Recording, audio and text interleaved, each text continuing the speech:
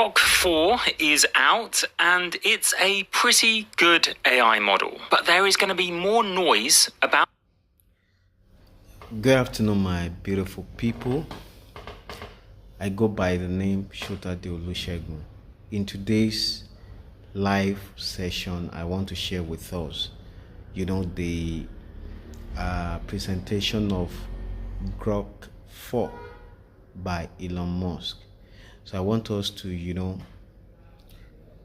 get to see the features of this latest AI, and then see how that can actually, affect, the economy, how that can improve economy, and how that can actually,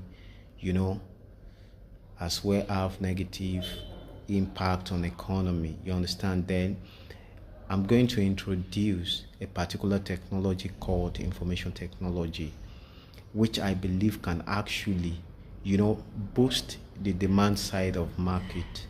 Because based on my research, I realized that AI, when it gets to AGI, it has this, possibility of boosting only the supply side.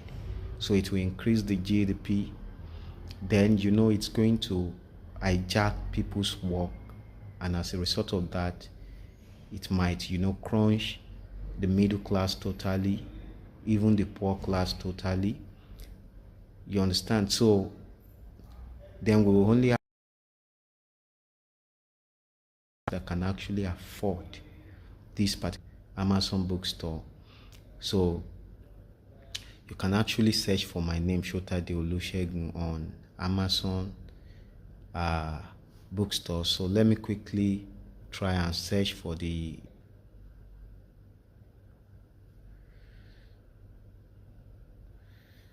so now this is the book. So basically I will actually be showing you the book later in this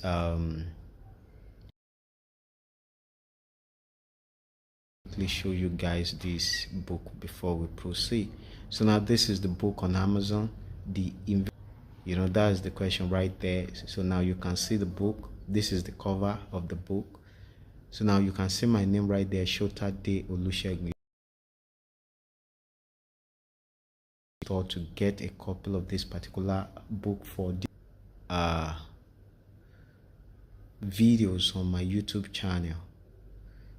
And those videos are so essential for us, for one to quickly or to adequately understand the time technology and how that can actually be developed for future use.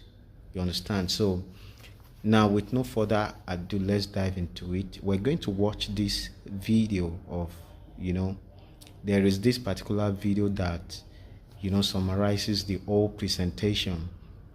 So I came across this video online, and so I want us to watch it. Then I will give my own opinion after finishing the video. So I'll give my own opinion, my own contribution to it. So now let's get to it. About this language, give you a little signal amid the chaos. Let's boil things and possibly smartest AI model. Point one is that Grok 4 might by everyone, but it needs three important caveats. First, from me, hallucinations you're familiar with. It's not a new paradigm of AI. Second, we have heard that kind of hype before, notably from the Google DeepMind CEO almost 18 months ago, saying that Gemini 2 is as good as the best expert human. Exaggerating now because real world performance doesn't always match up to benchmark performance. Expertise is way more than answering multiple choice questions. Hence the third bit of context coming from Musk himself, the CEO of XAI, saying that quote about being smarter than graduates was at least with respect to academic questions. Grok 4 is a postgrad level in everything. It's just, some of these things are just worth repeating. Like Grok 4 is postgraduate, PhD level in everything. Better than PhD, but most PhDs would fail. So it's better that said, I mean, at least with respect to academic questions. Point number 2 is that I've been highly impressed by Grok 4, but these benchmark results are misleading for another reason. Note, first of all, that the y-axis doesn't begin at 0, so these differences between the models are somewhat exaggerated in terms of scale. XAI, makers of Grok 4, selectively choose which models to compare to. Notice in one recent high school maths competition, Grok 4 Heavy, and I'll get to that later, way outperforms Gemini DeepThink. That's the soon-to-be-released Gemini 2.5 Pro Heavy, if you like. But in this coding benchmark, Live Code Bench, Gemini DeepThink actually outperforms Grok 4 Heavy and yet is not in the chart. As always,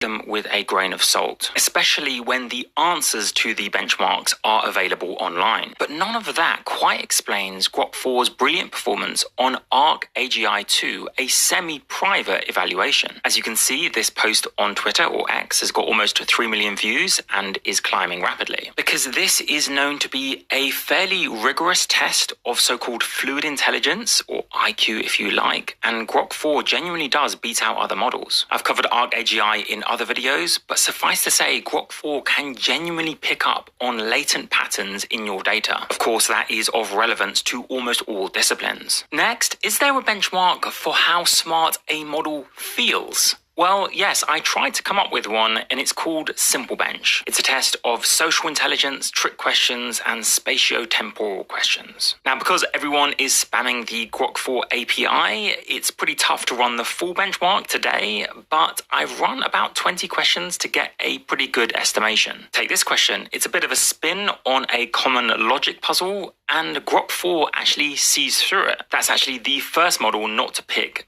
the trap answer. Grok 4 will feel smart, but of course, if you draw it out of its comfort zone, for example, with spatial reasoning, it can still fall apart. In this question, in common with all other models, Grok 4 doesn't notice that the glove will simply fall on the road. It also takes an extremely long time to answer fairly often, which could be a slight issue for many of you. Having said all of that, I strongly suspect that Grok 4 will be around the top of my leaderboard on Simple Bench. In other words, try not to be too tempted to explain away all those benchmark results just to benchmark hacking. Now, that doesn't mean Grok 4 is worth $300 a month, but I'll come to that in just a second, because there's one more benchmark I want to touch on. And that is, of course, the grandiosely named Humanities Last Exam, in which under certain settings, Grok 4 scores over 50%, by far the best performance of any model. However, you should know that this is a knowledge-intense benchmark, and therefore performance is heavily dependent on the training data that goes into the model. To give you just one example, is it critical to your use case that a model know about hummingbirds having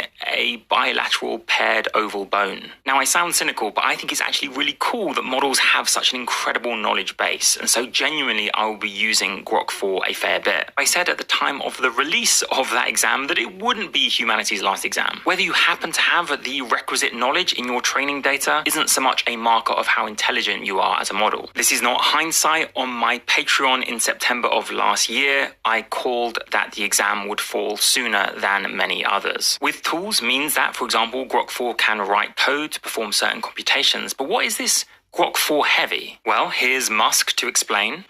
With the Grok 4 Heavy, what it does is it spawns multiple agents in parallel, and all of those agents do work independently. Which one, like it's like a study group. And it's not as simple as a majority vote, because often only one of the agents actually figures out the trick or figures out the solution. But once they share the trick or figure out what the real nature of the problem is, they share that solution with the other agents, and then they essentially compare notes, and then yield an answer. So that's the heavy part of Grok 4. Now, long-standing followers of the channel may note that that is the exact premise of SmartGPT that I released around 18 months ago, which scored at the time a record performance on the MMLU, 89%. Ironically, that exam was also authored by Dan Hendricks, who is the lead author of Humanities Last Exam. And yes, I can't resist plugging that Andrej Karpathy shouted out SmartGPT. One last thing on the benchmark that many might have missed is that the text-based performance of Grok 4 and Grok 4 Heavy is extremely good. But on the full benchmark,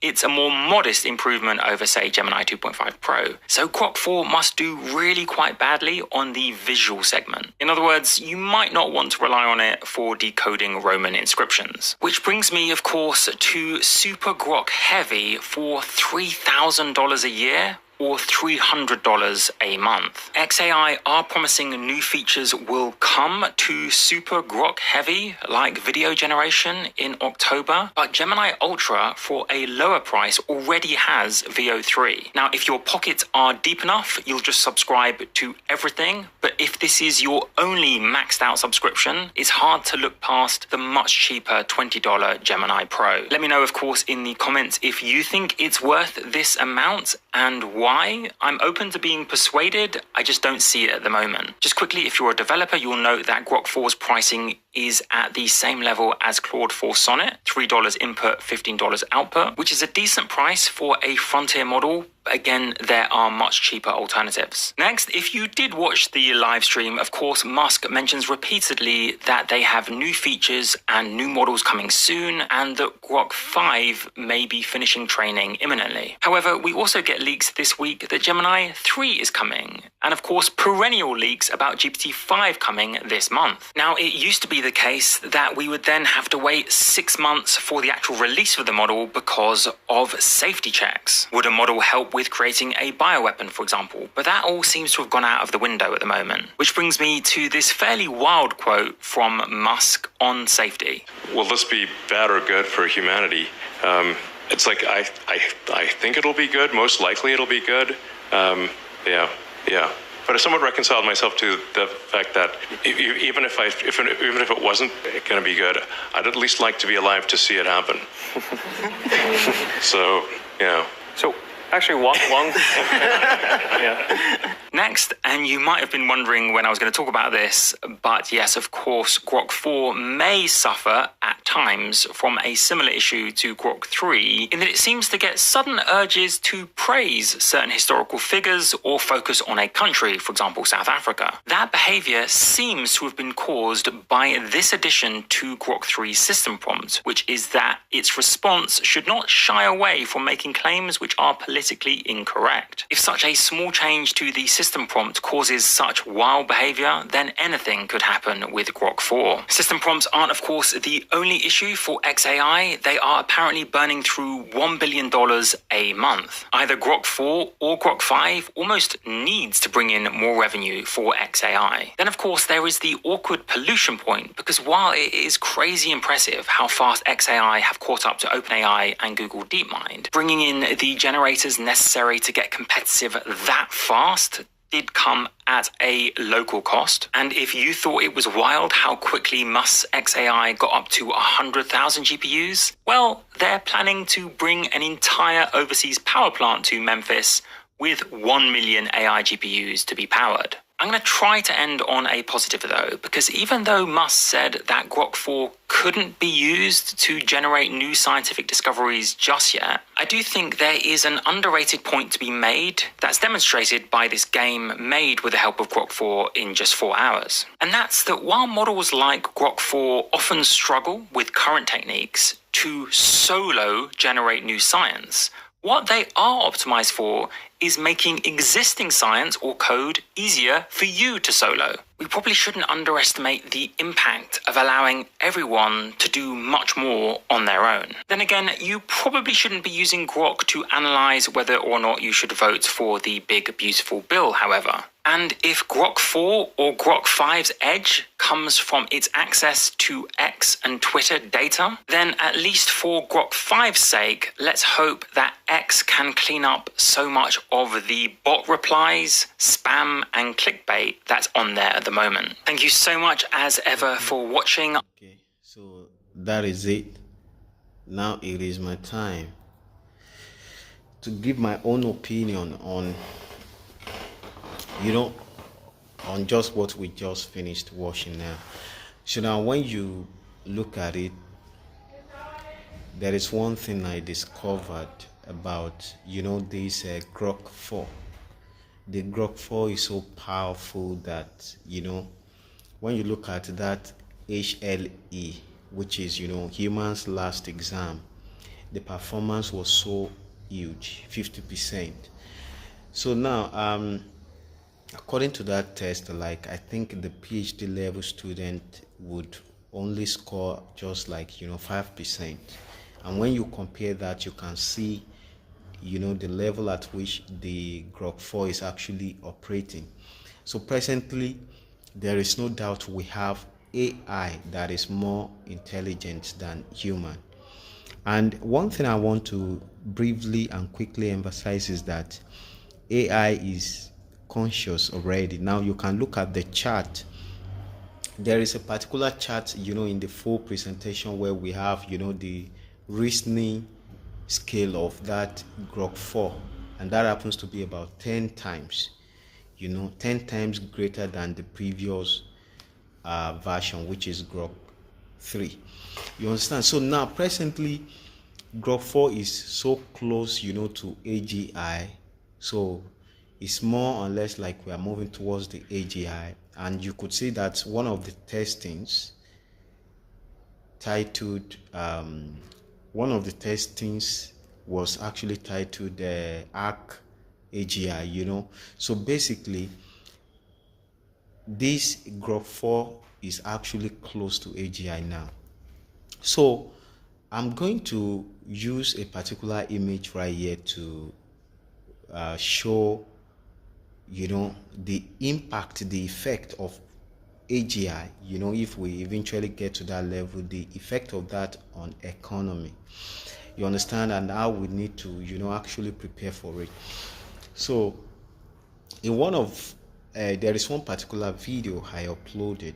In that video, I was able to analyze, this economic gap that we often have as we have, civilization, as we have this paradigm shift in economy. You understand? So there is this economic gap that actually, often makes life,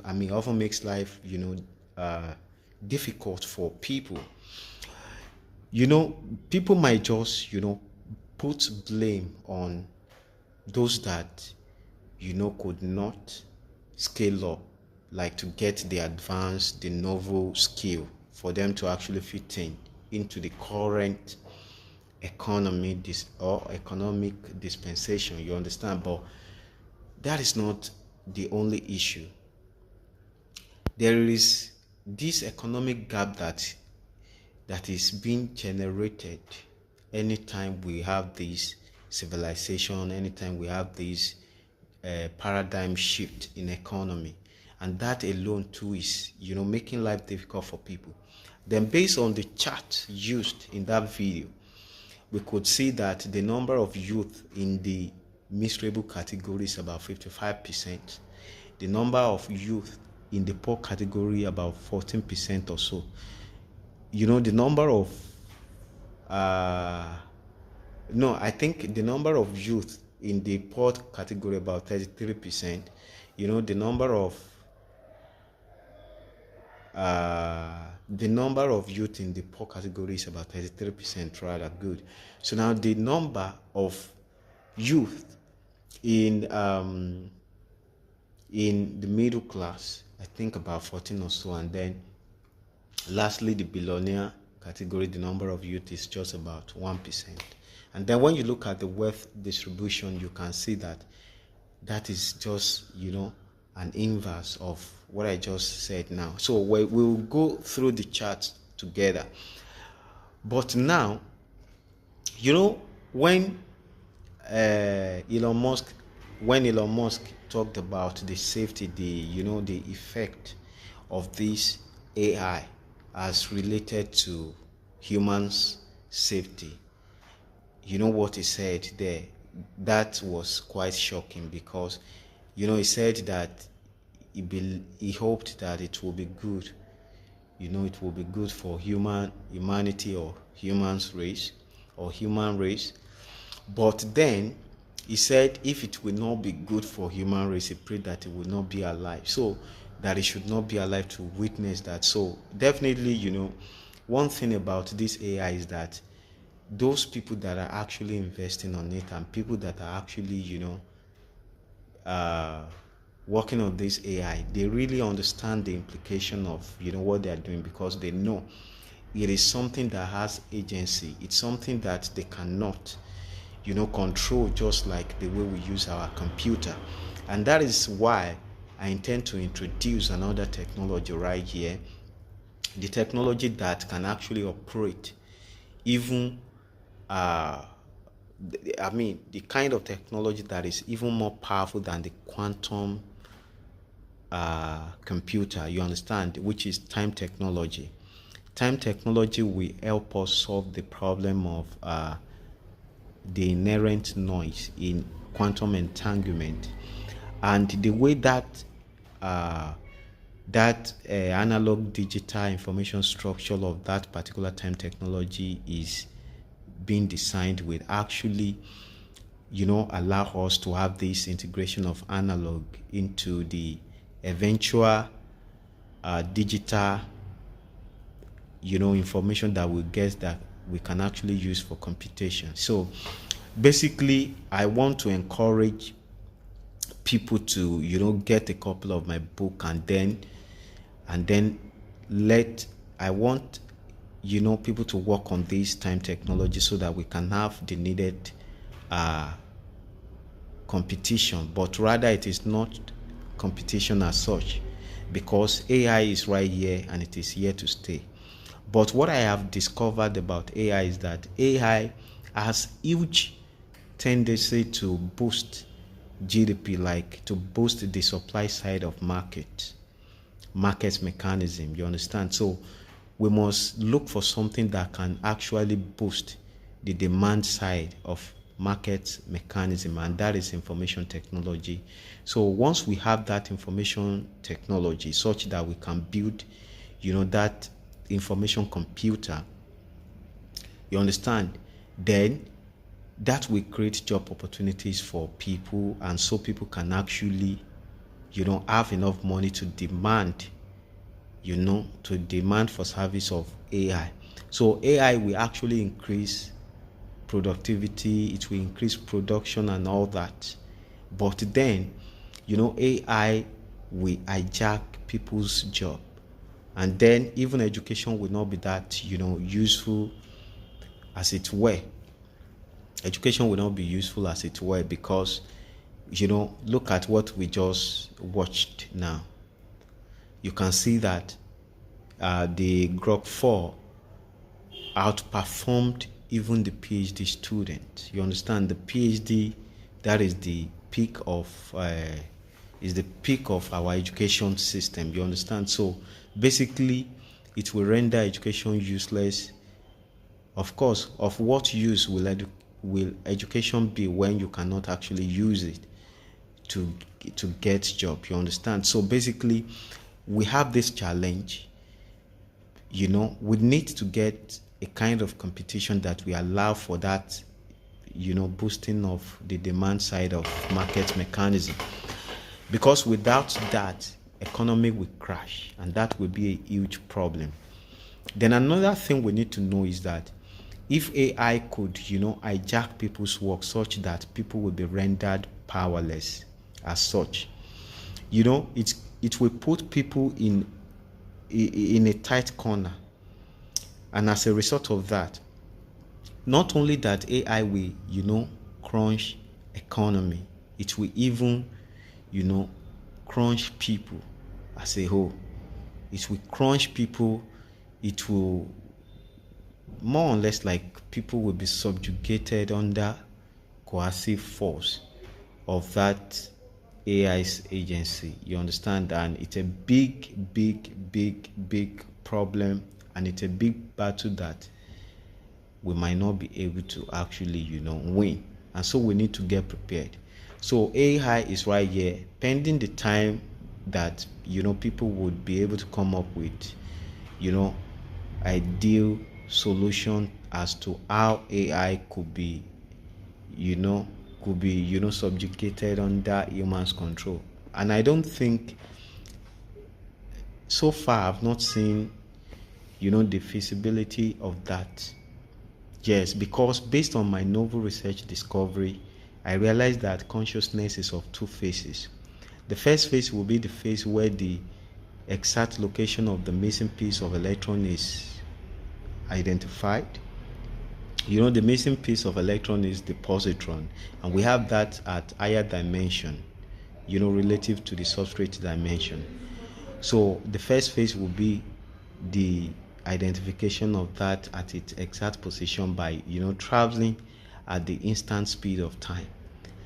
So now the second phase, but the issue is that the moment we have that, there will be this feedback, you know, instant transmission of information, of that updated information to classical level, and that will serve as, you know, the conscious sensation that we often have. But then the issue is, at that point, where even though we're able to get, you know, genuine contact with the positron at higher dimension, you understand, then at classical level we could see that there is this, you know, suspension, and then there will be this integration of a complex system, and the momentum will be towards the black hole. So moving towards the black hole, we have suspension right there, but the feedback or the back propagation of that to the event horizon, we actually go through the equilibrium point. And so you can see that we have flipping, you know, flipping mechanism right there, and then we have, you know, inverse, you know, kind of inverse relationship right there. So now let's quickly dive into the, you know, the first diagram and see what this is all about. So now basically what I have here is called time slice architecture of time energy causation. But basically the diagram that you have here is time energy wave model. This is what I've always been using to, you know, visually illustrate the time energy relationship. And we have the title of this image based on, you know, the application of formula of everything. So when you look at the top side, you can see the T, the M equal capital UM plus 4M in one corner. That is the formula of everything. So when we apply that formula, then we're going to have the totality of this diagram that we have here. And then all the numbers, all the figures that we have right there, they are just as result of the application of formula of everything. So now to dissect the formula of everything, the T, the M, you know, it represents the curvature of time. So curvature of time is the blue pattern that we have right here in curve, you understand, in curvature. And then we have curvature of time to curvature of energy. So now that red trajectory in curvature, that is the energy, energy trajectory. So now we have that, then equal to capital UM plus 4M. That is a linear solution. And so by applying formula of everything, that will give us this equilateral triangle that we have. Now when you look at the central line, we have event horizon. The central line is being likened to event horizon because that is the present phase of time peregrination, and that is where the solution of consciousness is. Consciousness domiciled at the present phase or at event horizon of the universe. So now we have this first phase of equilateral triangle to be the expanding of cosmological space, and then we have the flipped equilateral triangle to be the contracting phase of black hole. You understand? So basically then if you look at the dash linear, the dash horizontal line up to where we have huge blue convergence, that is the classical realm. Then from that dash horizontal line down to where we have huge red convergence, that is the quantum realm. So now the unification unification comes right from, the classical realm down to the quantum. So this energy gap is highly needed for us to have spontaneous symmetry breaking, so as to actually break through this quantum arbitrary suspension, and then the trajectory will go beyond the limit of energy curvature. And by going out of the energy curvature, then it means that there is this connection to higher dimension. So in this case, the higher dimension is 3D, while what we have here is 2D. So now the to at higher dimension is known as positron. Initially it might be electron, because by applying formula of everything, we realize that the mass worth of electron is undefined in the nucleus. So now where we have this dashed equilateral triangle is the nucleus. You can see quantum nucleus right there.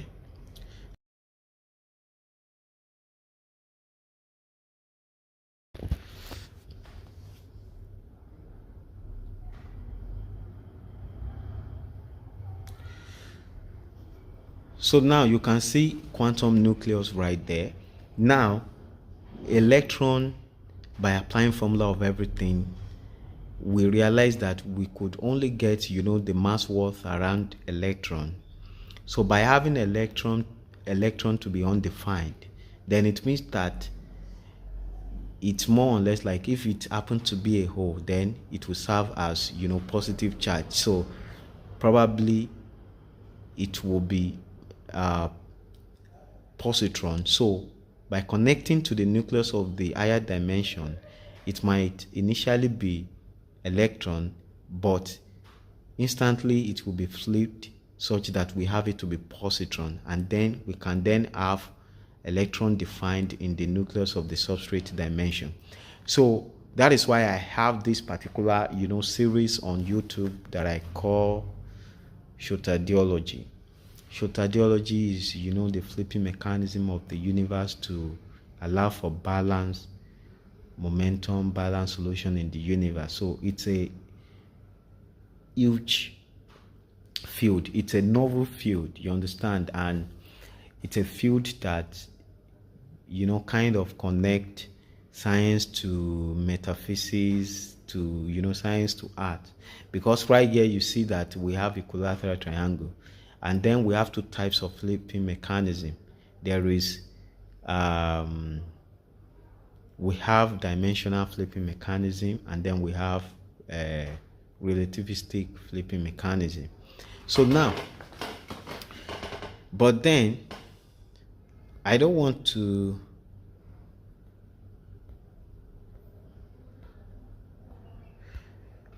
spend much time on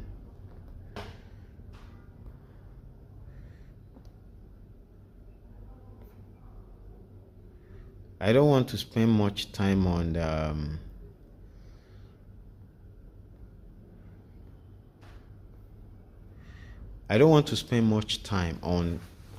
this time energy wave model, because I want us to just get that idea of what time technology is all about. So now, first thing I want you to get to know is that we have the convergence of electron right inside the nucleus, and then we have this connectivity between the electron to the positron, which is in the higher dimension. That is the quantum entanglement for you.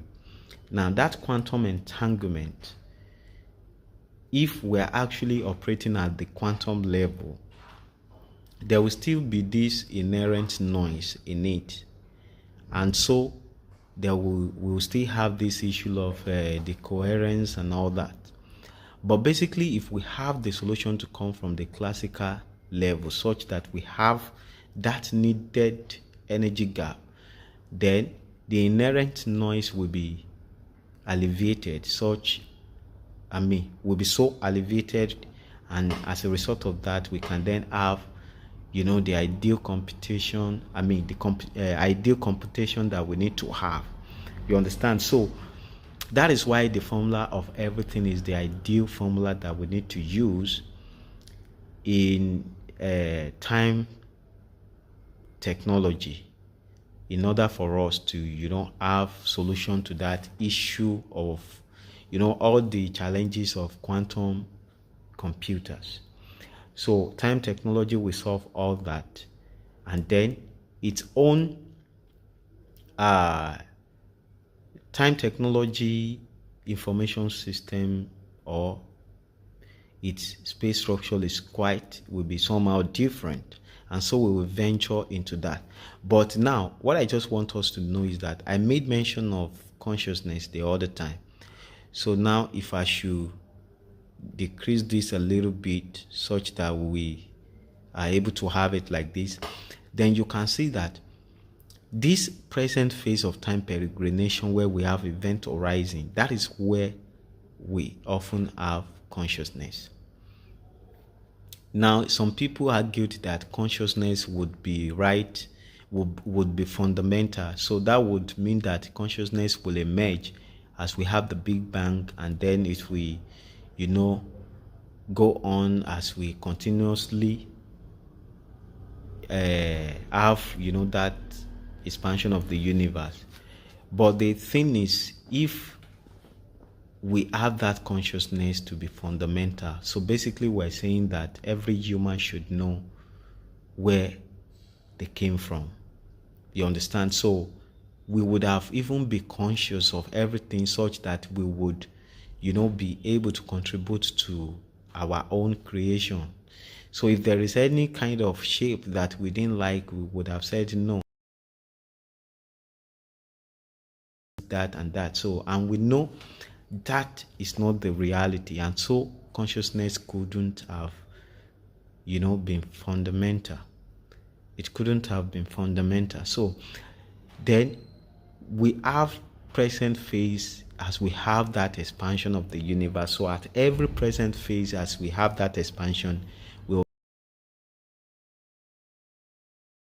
consciousness, it has to, for us to really get the first phase of the consciousness, the trajectory has to be time trajectory.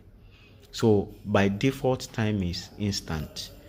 Time is only continuous when it is in relativistic scaling with energy, and then energy is infinite by default. Energy is discrete when in relativistic scaling with time.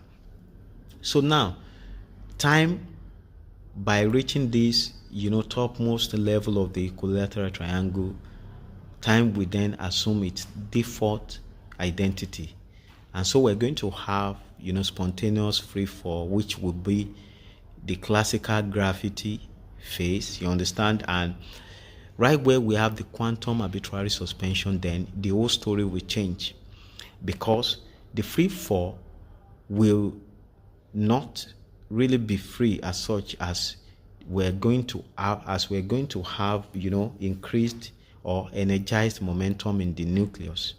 Because when you look at this time slice as we have it, even though we have equilateral triangle, so even though it might just be ideal for us to say that we have equal diagonal trajectory to where we have this big blue convergence, to this equal trajectory to where we have this big red convergence, by the mechanism or by the mechanics of that equilateral triangle, when we zoom in on that trajectory, we realize that the discrete nature of energy is shorter to the continuous flow of time, and so we have time slice to be what we have like this. Don't forget that this classical arbitrary suspension that we have as big convergence is actually moving away from the real classical mass worth, and so the time slice will be towards the past as we have it right here. And so by the time we now venture into the black hole, such that we have decay, continuous decay, this arbitrary mass worth we then be moving towards the classical mass, and so we're going to have the time slice to be towards the future. So now with this, we get to know the reality about time slice, we get to know reality about consciousness. But now the first conscious phase will be the missing piece of electron, which is the positron at higher dimension. And once we have that, there will be feedback effect, which will transmit information instantly back to the classical mass worth.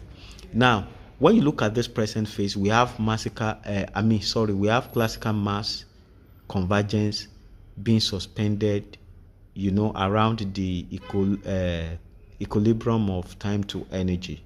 So you can see where we have equilibrium of time.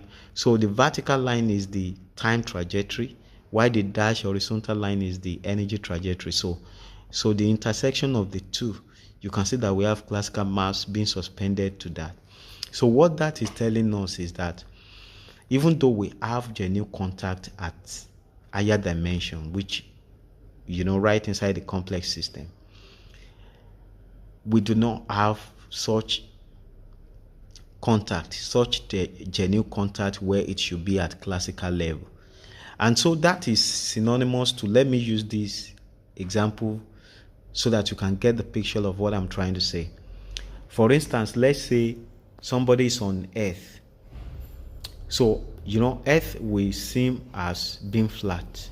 Then if you travel away from the Earth into the space, when you reach a particular point in space, when you look back, you can see Earth in its full shape. And with that, you get to know the reality of the Earth, that Earth is not flat. So there is a point, there is a place where you need to be relative to what you are trying to observe for you to get reality of that thing. But then, being at that spot, then we are delusional of the reality of people on the earth, because we can only see the reality, the full picture of the earth. But if we're now to give detailed information about people's movement on the earth, we will not be able to do that.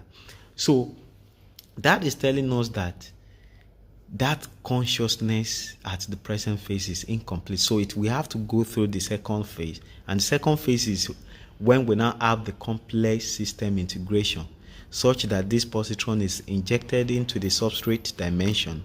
And then we now have energy being energized, such that we have momentum towards the black hole. Now, immediately we reach towards the core singularity of the black hole, then this classical mass what will have been relocated to the intersection of time to energy point. But then, by applying formula of everything, we realize that the entirety of electron mass what is not being decayed. And so we have this quasar-like signal in the solution of that formula of everything at the core singularity of the black hole. So we have suspension right there, and that means that it has, led to blow up, which, will give us that infinite result. You understand? So then you can see that what we have in the core singularity of the black hole is an inverse of what we were able to obtain at that, event horizon. Because at event horizon, we have genuine contact at a complex level. But then there is this suspension at classical level. Now, by the time we move into towards the singularity of black hole, then we see that we have suspension right there by having a remnant of electron. But at classical level, we have genuine contact. So it must go through the two phases for us to have genuine, conscious experience. And so the back propagation that we have from the core singularity of black hole towards the event horizon, that is, the point where we're able to have subjective experience and then become subjective reality. You understand? So Right inside the core singularity of black hole, we have mixture of noise. And so when something is subjective, there is possibility to have this level of bias. And then at this event horizon phase, we have this introduction of noise right at classical level, but that will not have any effect because the transmission of information is instant. You understand? But then, can we say that the transmission of information we have in form of at this event horizon reality? But then for us, but the issue is that the objective reality that we have is so tiny. That objective reality is so tiny that it is so difficult for one to, it's more or less like flash effect of what reality is. But by the time we now go towards the black hole, such that we have it at the point of intersection, because we have to go through that point of intersection of time trajectory to objective reality experience. But then we need to have it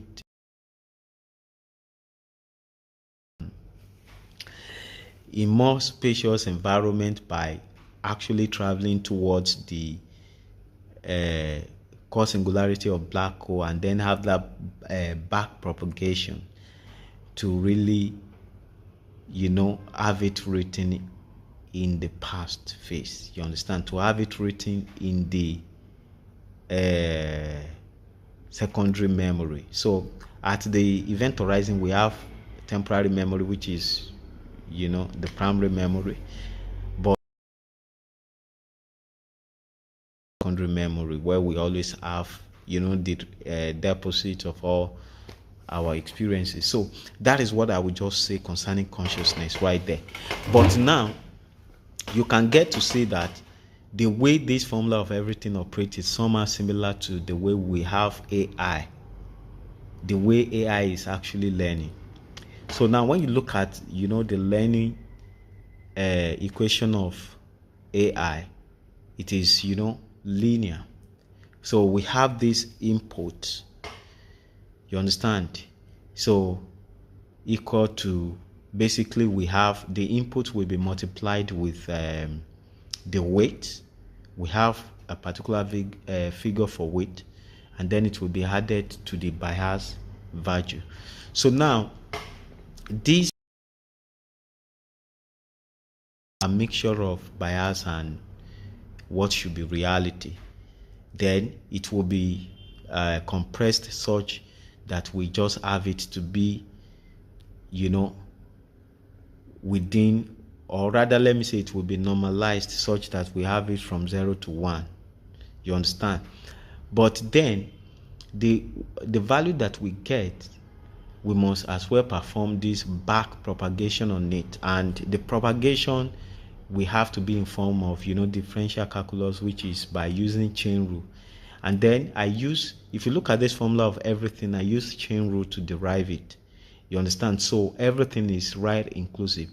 But now, like the linear like this linear part of the formula of everything that I have, so I think it's synonymous to AI's learning equation by just modeling the capital U to be the input, which will be multiplied with the weight. We can call that weight to be M, as we have it here, then plus, so we can call that 4 to be the bias value. But the difference is that the bias value is not having M attached to it, but in this formula of everything we have it like this.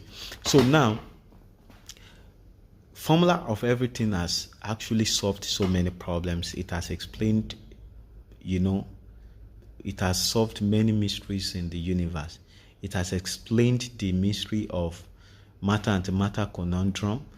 So it makes us to understand that antimatter is operational in the black hole, and that is why we don't see it in our cosmological space. So it has solved the almost empty nature of atom. You understand? Even when you look at the electron, by the time we reiterate the application of formula such that we get to the core singularity of black hole, we have the remnant of electron to be 1.1109 times 10 raised to power minus 31. I don't know if that will be kilogram or not, but basically we know that there is this remnant. Probably that remnant will be what the advanced transition will get connected to reactivate the real electron.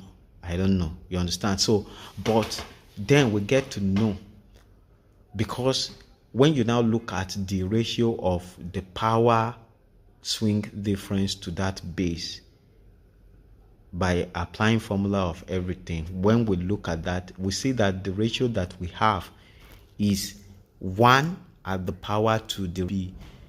It might be the reason we have this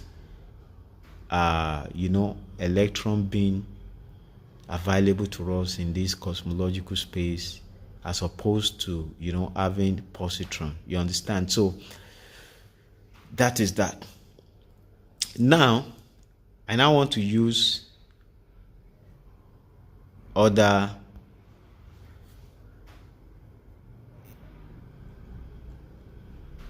images, but before I actually discuss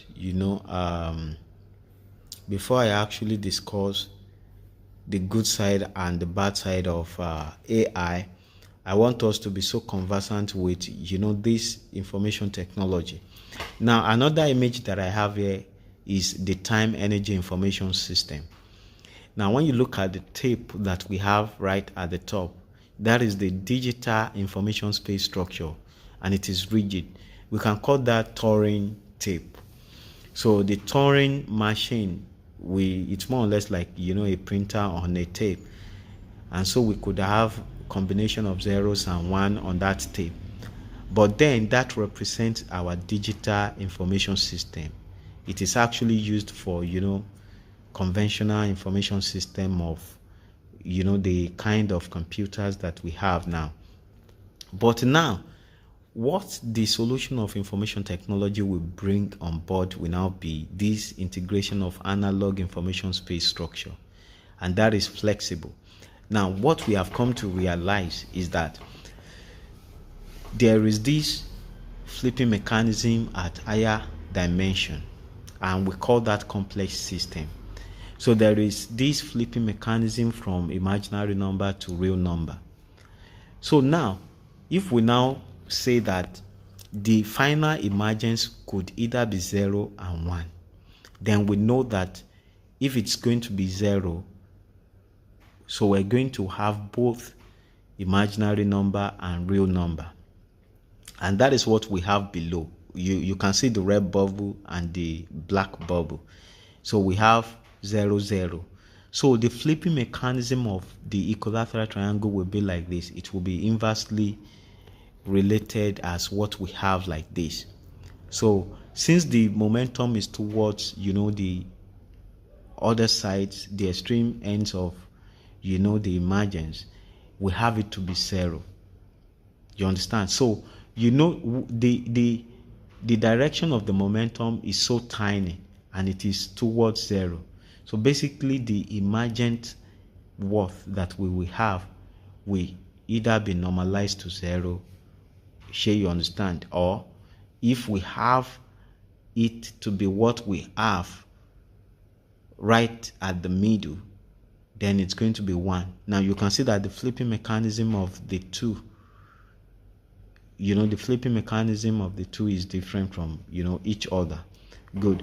But now this is where we have the analog part. I want you to look at the trajectory where we have 0. So if it is actually going through the positive region, which is as we have it at the top right here, then the emergence is going to be, we know that the final emergence will be 0. Now that curvature can assume any value. It could be 0.001, it could be 0.1, all through, off from 0 to 1, and then from 1 to 0, all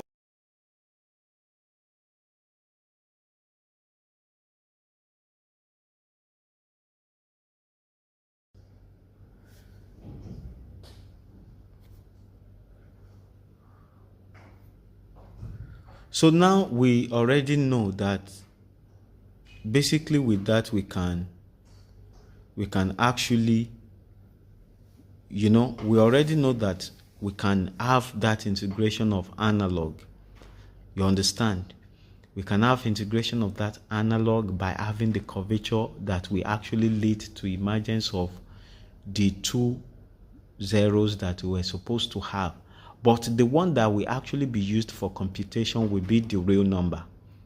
But then the imaginary number has to be instantiated to allow for the balance, because it is only when the balance is actualized that we can have that emergence of the zero. So we use the real number. We can then have, our real numbers in the, Turing tape as we have above.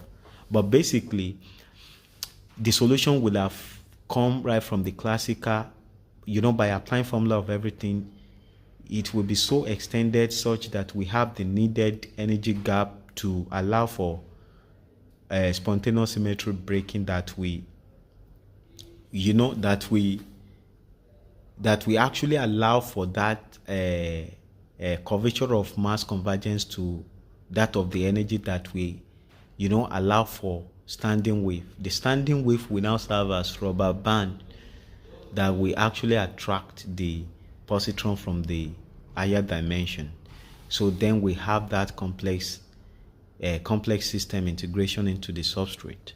So basically, what I just explained earlier on using time energy wave model is applicable right here. So now we have this, and once we know that the resultant emergence will actually be either 0 or 1, or yes, either 0 or 1, then we can actually use combination of zeros and 1 in our computation. But the mechanism of getting that 1 or 0 will now be analog form of system. So now we now know, I want you to look at this central space where we have this inverse flipped of equilateral triangle, such that we have the extreme end to be so expanded to have emergence of 1. So we're going to have two 1s, one real 1, then the other imaginary 1, so we can compute the real 1. But now look at the trajectory of the curvature is right under, and that is the negative region, and so we know what the emergence will be. So that can go on like that. So now what this time technology will do for us is that it's going to allow us to have expansion at the needed expansion at classical level that we allow for free fall. And that free fall, which is the classical gravity, will be so powerful to cause spontaneous symmetry breaking. And by having that spontaneous symmetry breaking, we know that the next ideal thing to have is to have mass convergence. The mass convergence in that compacted equilateral triangle in the nucleus of quantum will then energize momentum. And by having energized momentum, we're going to have this stringed slice of string slice of time, such that we could have the momentum of that mass convergence to align with the curvature of energy. And then we have standing wave, and that standing wave will be projected into the higher dimension to connect to the electron of that higher dimension and instantly convert it to positron, and then inject it as complex system integration into the substrate dimension to energize momentum into the black hole. So now the whole system is what I'm actually having right here, being replicated, or rather being symbolized as this curvature that will lead to emergence of either 0 or 1. So now if we go up, then we see that we have here to be informed is to be conscious. So imaginary number is an inverse determinant of what real number to get. You understand? So it's an inverse of what real number we should, get in analog information system. Then the inverse relationship of time's instancy to energy's infinity is the flexible structure of space to adequately accommodate mass worth from 0 through to 1. So then we're going to have, optimized space usage, because we're going to have flexible space structure that can adequately accommodate any data assigned to it, unlike the rigid space structure. Then dynamic mass worth to flexible space defines a system ideal for growing universe. So that is that. So now right here, we then have this, time energy wave model, but right now we have it to represent the, the four sets of numbers that we're going to use in information technology. So by the time you get a copy of my book on Amazon, you get, detailed information as related to this number. So because there are four sets of number, I call it to be quadernary. So time technology, we use quadernary, unlike the digital computer that we have that is using binary. So now the whole idea is that in the singularity of Big Bang, we're going to have plus 0. So the four numbers will be plus 0, -0, plus 1, -1. Those are the four numbers. So now in this singularity of Big Bang, we're going to have plus 0 because the ejection of energy that we have in that cosmological space is to actually expand the cosmological space. So we have introduction of plus 0. We have plus 0 to be the dominant force in that singularity. So what we have, the charge virtue that we're going to have will be similar charge, so as to allow for that expansion. So basically, we're going to have positive charge, and like charge will repel, and then we have that expansion. So now that expansion will now be towards -0.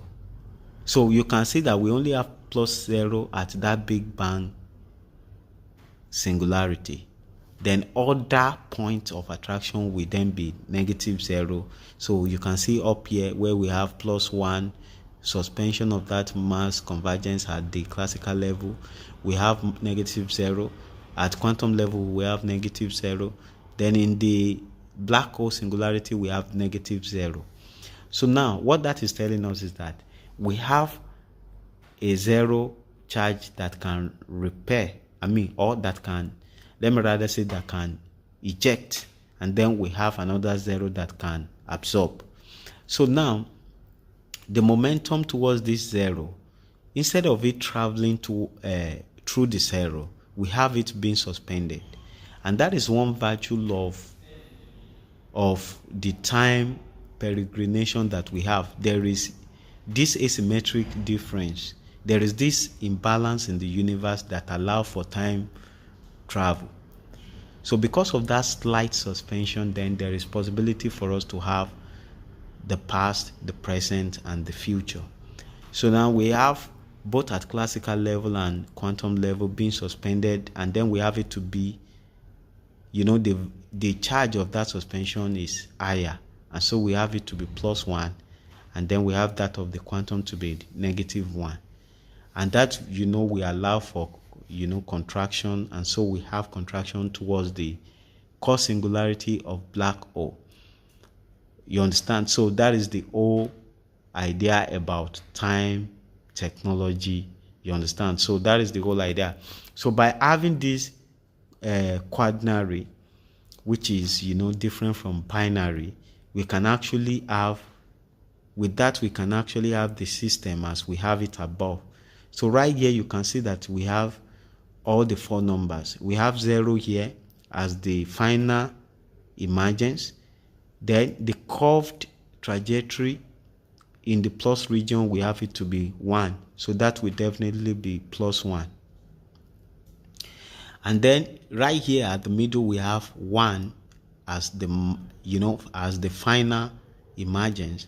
But then the trajectory below, the curved trajectory that we have below, that is -0. So we have the 04 number, 0, 1, -0 plus 1. So that is the whole idea about time technology. So now let us now see the effect of AI on our economy. So the effect of AI. So now, looking at what we have right here, the good and bad side effects of AI. The first chart is actually showing us the percentage of adults in these 4 categories. The first category is the miserable. We have 55% of adults right there. In the poor category, we have 33% of adults right there. In the middle class, we have 11% of adults right there. Then in the millionaire, we only have 1% of adults right there. So what that is telling us is that this chart is of 2020. As a result of civilization, or as a result of this paradigm shift in economy, we often have this economic gap. And then, some people who would not be able, or who might not be able to get, the needed advanced or novel skill, based on the new dictates of economic status. They might just be rendered in this as not being able to, fulfill the family, relative obligations and all that. And as a result of that, they might venture into hard drugs and all that. And so that might lead to this 55%. But this is quite worrisome because as we often have this paradigm shift in economy, in civilization, for instance, right from the era of where we have agriculture, to where we have industrial age, you can see how the gap is being widened, like, the economic gap. So now those that could not be able, those who could not be able to actually have advanced skill to fit into the, the novel economic status, they are being considered, as not being responsible. Whereas that is not the issue, because the system itself, the civilization itself, comes with a kind of system that makes life, so unbearable for people. You understand? So the system itself contributes to that. We need to take note of that. So now, then from the industrial age to service age, where we have internet and all that, and now we have AI.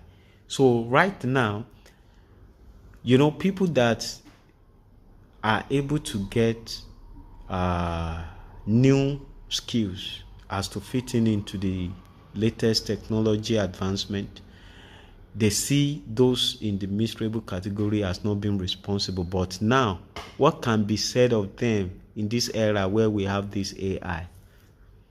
Because AI is right here to crunch, to destroy the value of education, and then it will crunch the economy by subjugating the demand side of market. And so the middle class would not be able to get job because it will replace, it will hijack, AI will hijack the job they have. And then AI is more intelligent than them. Then even if they have education, they have latest skill, they will not be able to get employment. So now, should we say that they too are irresponsible for not fitting into the technology or the economic shift of AI. So, but then you can see there is a big problem because AI is actually boosting the supply side of market, which it will increase GDP, but then the demand side will be crunched. So this must be balanced. Then with the help of that information technology, then we can have a kind of computer that people can work with that will give them job, because time technology will be running at the speed of time. The transmission of information will be so fast, and it will be more powerful than the quantum computers. And as a result of that, we can have a kind of tool that will allow people to have job opportunity. You understand?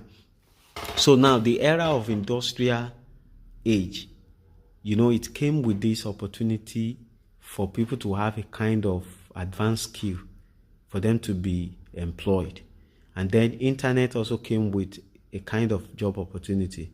But AI is not here to give job opportunity to anybody.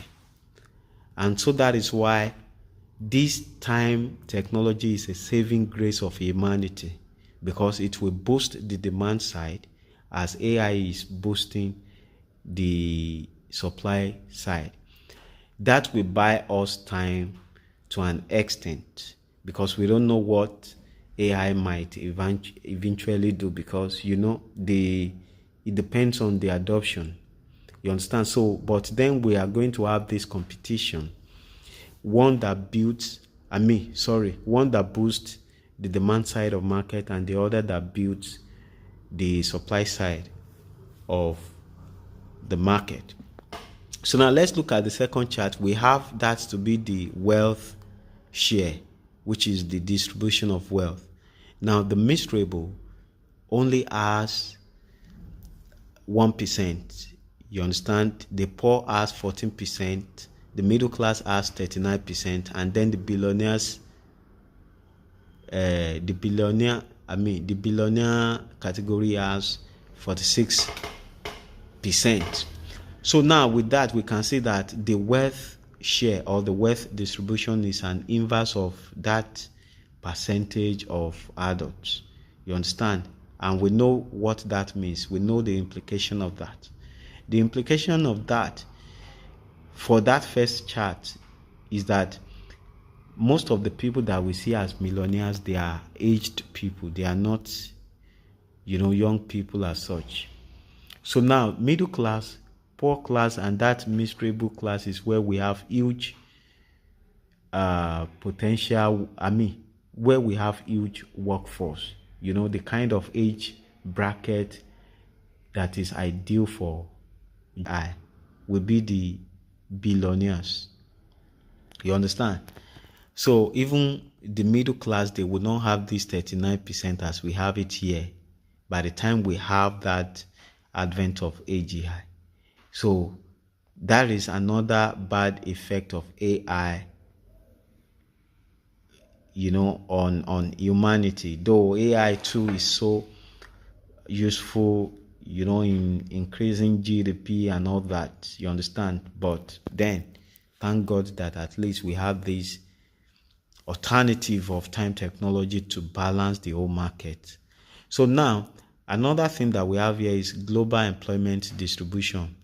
In 2022, we have this industry sector, which is 23.9%. The service sector, we have it to be 49.7%, and that is the highest because of this advent of internet, the service era and all that. So we could have people offering service on internet with, subscription tiers and all that. Then agriculture sector, we have it to be 26.4%. But initially, agriculture happens to be the mainstay of economy, because agriculture usually, employs, it usually employs more people than any other sector. But right now, we can see the shift. So now let's look at some of the advantages of artificial intelligence and then disadvantages. AI doesn't get tired and worn out easily, but it incurs high cost. That is the disadvantage. Rational decision maker, AI can quickly make rational decision, but then disadvantage is it leads to unemployment. Applications in medical industry, it will be so efficient, then no improvement with casual experience. Yes, there will be no improvement because AI will have to be uh so entrenched. So rather let me say so engaged in a particular system for AI to actually, right? Then creating sub goals to achieve advanced goals. Reason maneuver its way to achieve goal. It will for AI to do that, AI will have to create sub goals. And that is actually telling us that AI, by creating sub goals means that it has free will. So now possibility of turning against human, that is the disadvantage. So then we have fast learning improvement for IQ. Yes, fast learning improvement for IQ. In fact, within a year, AI moved from 95% of IQ to about 135 or 36, IQ. So that, when you look at that rate of improvement in terms of IQ, man, it is something so huge, something that we as humans cannot compete with. So the disadvantage is that domineering advantage for manipulation. So if AI could be so intelligent than humans, then AI will have this domineering advantage to manipulate things. AI can even deceive us, lie to us, and things like that. So then fast implementation of tasks, outstripping the pace of human labor, abundant. Let me see what I have here. Abundant range of knowledge, then lacks in creativity. So, though AI might just be lacking in some set of creativity now, but as time goes on, when we have AGI, then we're going to have this huge creativity for AI. But then let's look at this, equilateral triangle to give us idea of what is likely to happen in the market, in the economy of the future. Now we have AGI here. AGI will boost GDP, but then by boosting GDP, it will boost GDP, but then at this other side we have decrease of labor, and by having decrease of labor, there will be no purchasing power for people to actually run demand. And then the feedback of that, there will be unemployment, and the feedback of that will be that supply will be greater than demand, and that will be, that will result to bad economy. So that is the whole idea about, that's the whole thing about what we are likely to face in the future. So now, finally, this is my book. So I have it on Amazon. You can actually go to Amazon bookstore, type my name, you will see this book. You can get to see all my books, but you can, like this particular book is, though all my books are so important, my poems, my novels, all my books are so important, but this particular one for this purpose is important. You can order your copy and get to know more about time technology. Thank you so much. But then I want to talk about what I have right up here. I have, as you can see, I have this goal. You see that I have 1% of goal right there. It is about advanced research on time travel. Though the 2 research publications which I have published on peer-reviewed journals, they serve as starters for this. And with that, I have, put video on YouTube. You can, check the description section of this particular video to see all those links. You understand? So I want to embark on advanced research for time travel.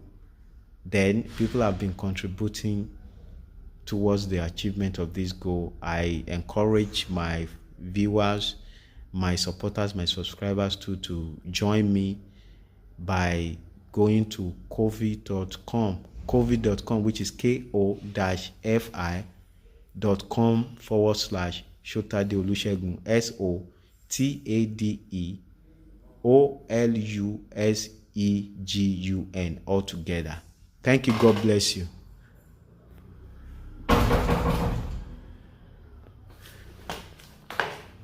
Mo ti ṣetán.